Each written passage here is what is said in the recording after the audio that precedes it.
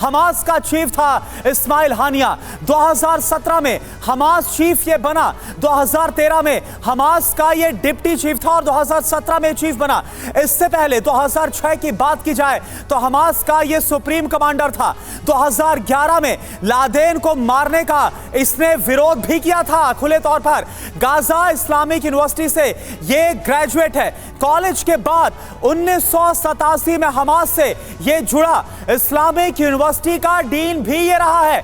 इस्लाम के लिए कई बार इसने प्रोटेस्ट किए, प्रदर्शन किए। 3 बार इसको अरेस्ट किया गया, गिरफ्तार किया गया। 2006 चुनाव में गाजा का ये प्रधानमंत्री बना। तो ये हमने आपको बताया हमास चीफ के बारे में कि आखिर उसका रोल कितना बड़ा था। और इसी के साथ में सुमित आपके पास आ रहा हूं, ये बताइए हमास चीफ आखिरकार मारा गया, लेकिन जैसा हमारे एक्सपर्ट बता रहे हैं कि इसमें कोई बड़ी बात नहीं है कि आज एक चीफ मारा गया, हफ्ते भर के अंदर एक नया चीफ खड़ा हो जाएगा, वो बात भी पुख्ता है। लेकिन अब आप क्या होता हुआ देख पा रहे हैं? हमास, हिजबुल्लाह और ईरान के बाकी प्रॉक्सीज क्या कर सकते हैं इजराइल के खिलाफ? ना सबसे इंपॉर्टेंट बात तो आप ये समझिए कि ये हमेशा होता है कि टॉप लीडरशिप जब भी ऐसे प्रॉक्सीज किया किसी भी देश की, हमेशा उसका प्लान भी तैयार होता है। उसके नीचे कई ऐसी लीडरशिप्स होती हैं जो असल में लगातार वो कमांड एंड कंट्रोल चला रही होती हैं।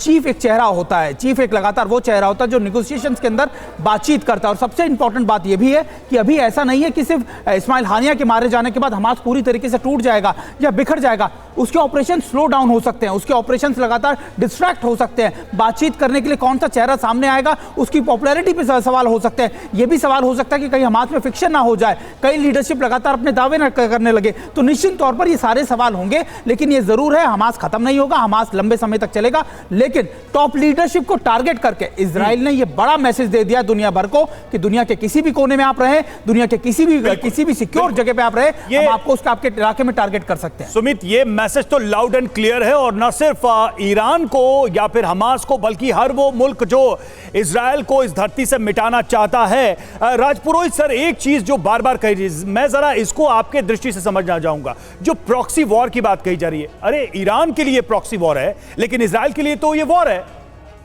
ये हमास हो, ये हूती हो, भले ही प्रॉक्सीज हो, लेकिन वो सीधे डायरेक्ट वॉर में इन्वॉल्व है। सिर्फ एक ईरान देश है जिसके लिए ये प्रॉक्सी वॉर है, लेकिन बाकी जो इन्वॉल्व एलिमेंट्स हैं या देश हैं या सेनाएं हैं, उनके लिए ये वॉर है। और एक चीज मैं आपको और एक जानकारी दे दूं कि कल यानी 30 जुलाई को 10:46 पर जो सुरक्षा मंत्री हैं इजराइल के, उन्होंने एक ट्वीट किया था बेन ग्वीर ने। उन्होंने लिखा था कि every dog has a day.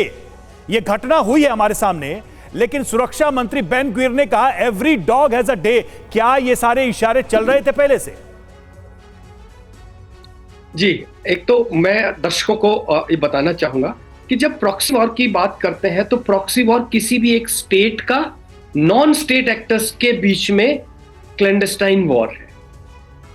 Bharat के केस में लीजिए, भारत एक स्टेट है और जितने भी हमारे टेररिस्ट ऑर्गेनाइजेशंस देश में ऑपरेट कर रहे हैं, हमारे खिलाफ ऑपरेट कर रहे हैं, ये नॉन स्टेट एक्टर्स हैं, वायलेंट एक्टर्स हैं, टेररिस्ट ऑर्गेनाइजेशन है। इसी तरह से आप इजराइल को देखिए, इजराइल एक स्टेट है और ये प्रॉक्सी जितने भी ऑर्गेनाइजेशंस हैं, पाकिस्तान जैसे हमारे यहाँ चला रहा है, वैसे ही ईरान इन सब प्रॉक्सीज को वहां चला रहा है। अब सबके अपने अपने एम्स हैं, पॉलिटिकल एम्स हैं, स्ट्रेटेजिक एम्स हैं, डिफेंस के एम्स हैं, रिलीजियस एम्स हैं। इनको लेकर के ये युद्ध चला आ रहा है, जहां एक और पूरा मुस्लिम वर्ल्ड यहूदीज को खत्म कर देना चाहता है। यहूदी चाहते हैं कि न केवल हम सरवाइव करें, हम अपने सारे दुश्मनों को खत्म करें। और जब ऐसी पेचीदा सिचुएशन खड़ी हो जाती है तो ये वॉर बहुत लंबा चलेगा। ये इतना आसानी से खत्म होने वाला नहीं है। ये जो एक तरफ गाजा, एक तरफ वेस्ट बैंक, दो तरफ ये स्टेट है, बीच में इजराइल है, नीचे इजिप्ट है, तो ये बहुत ही ज्योग्राफिकली सेंसिटिव एरिया बन जाता है। कहीं आप ये तो नहीं कह रहे हैं कि ये कोई स्ट्रैटेजिक या पॉलिटिकल या ज्योग्राफिकल कॉज के लिए वॉर नहीं है, ये एक प्योर एंड बहुत क्लियर रिलीजियस वॉर है? जी, मैं समझता हूं।